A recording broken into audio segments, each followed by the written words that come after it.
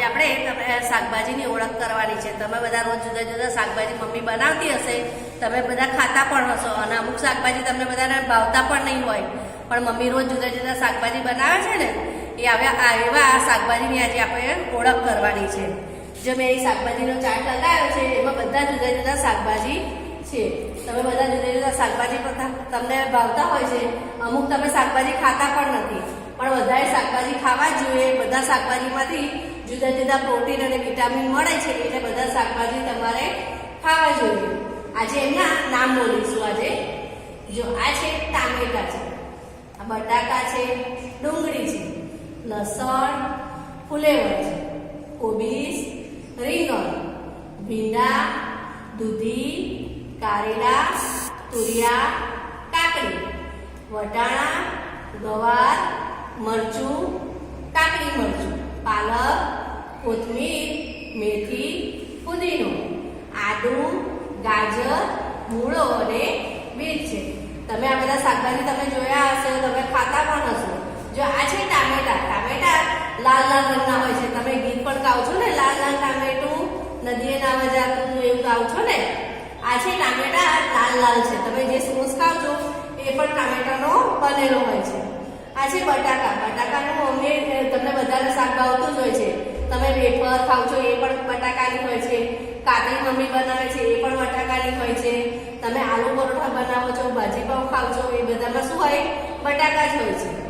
આ છે ડુંગળી છે, ડુંગળી ઘણા લોકો ખાતા નથી, પણ ડુંગળી અંદર શાકભાજીમાં ઉમેરા કરવા માટે આપે છે।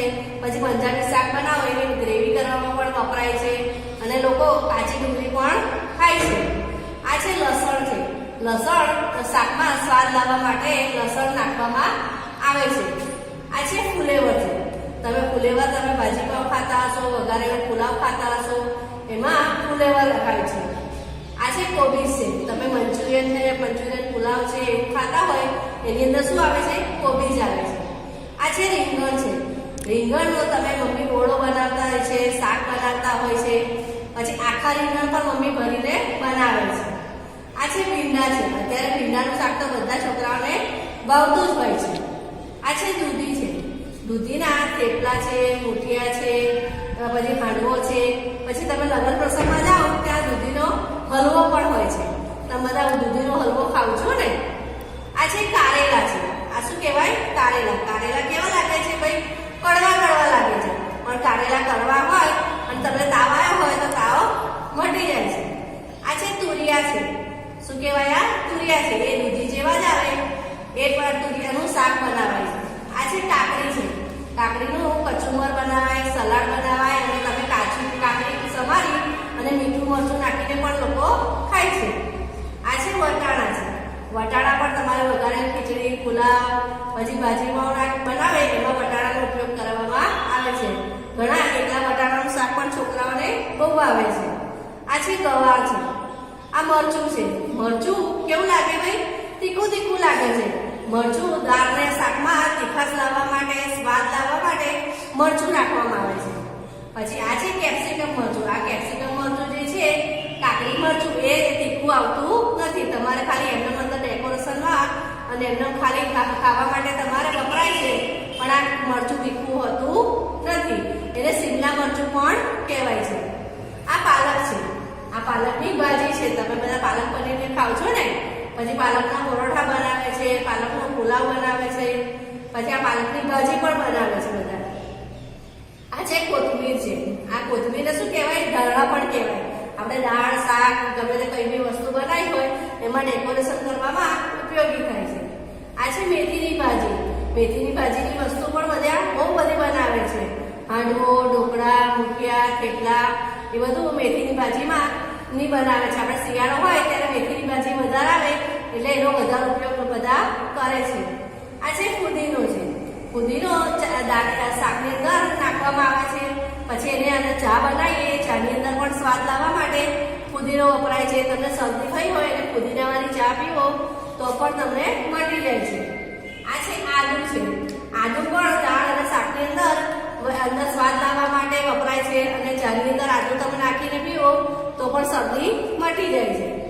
આ છે ગાજર છે, ગાજર તમે કાચા પણ ખવાય છે, સલાડ પણ બનાવે છે, કચુંબર બનાવે છે, અને તમે લગ્ન પ્રસંગમાં જાઓ ત્યાં ગાજરનો હલવો પણ હોય છે. આ છે મૂળા છે. મૂળાની ભાજી લીલા રંગની આગળ હોય છે અને પાછળ મૂળા સફેદ રંગના હોય છે. મૂળાનું શાક પણ બનાવે છે અને મૂળા લોકો કાચા મીઠું નાખીને પણ ખાય છે. આ છે બીટ છે. તમે બીટ ખાતા હશો. બીટ ખાવાથી શરીરમાં લોહી વધે છે. બીટ કાજુ પણ કાચું કાપીને પણ ખાય છે, મીઠું નાખીને પણ ખવાય અને બીટનો હલવો પણ બનાવાય છે. હું તમને બીજા કટહાઉસ બતાવું. એ તમારા કટહાઉસ જોવાના એને ઓળખવાના છે. જો આ છે મરચું છે. મરચું કેવું લાગે ભાઈ? તીખું તીખું લાગે છે. આ છે ગાજર છે. શું કહેવાય? ગાજર કહેવાય. આ છે ભીંડા કહેવાય. અને શું કહેવાય? ભીંડા. આ છે દૂધી છે. શું કહેવાય? દૂધી કહેવાય. આને રીંગણ કહેવાય છે. શું કહેવાય? રીંગણ કહેવાય. રીંગણ પાતળા પણ આવે છે અને મોટા જાડા રીંગણ પણ આવે છે. આ છે ટામેટું છે. તમે ટામેટાનું ગીત ગાઓ છો ને, લાલ લાલ ટામેટું. પછી આ છે મૂળો છે. જો મૂળાની ભાજી ઉપર લીલા રંગની છે અને મૂળો સફેદ રંગનો છે. આ છે બટાકા છે. બટાકા બધા શાકની અંદર ઉમેરા કરવા માટે આવે છે અને બટાકા એકલા પણ શાક બનાવીને ખાય છે. આ છે કોબીજ છે. કોબીજ પણ તમે બધાને ભાવતું જ હોય છે. જો બીજા કટહાઉસ બતાવું છું. જુઓ, આ ટીંડોળા છે, આ ડુંગળી છે, આ ટામેટું છે, આ કંકોડા છે, આ મરચાં છે, આ દૂધી કહેવાય અને લસણ કહેવાય. આ ભીંડા છે અને આદુ કહેવાય. આ તુરિયા છે. આ મેથીની ભાજી છે. આ કોબીજ છે. આ ફ્લેવર છે. આ મૂળા છે. આ ગાજર કહેવાય અને બટાકા કહેવાય. આ કોળું છે. આ રીંગણ છે. આ છે શક્કરિયા છે. આ બીટ છે. આ વટાણા છે. આ કાકડી છે અને આ કારેલા છે. તમારે પણ આવી રીતે બધા જે જુદા જુદા શાકભાજી છે એની ઓળખ કરવાની અને એના નામ તમારે બોલવાના છે. અને જે વાલી મિત્રોને ફી બાકી છે એ આવીને ભરી જશો અને ફી ભરવા આવો ત્યારે તમે ખાનાવાળી નોટ લઈને આવજો. એટલે હું તમને જે રીતે લખાઈ આપું એ રીતે તમારે પણ ઘરે બાળકોને લખાવવાનું છે. નમસ્તે.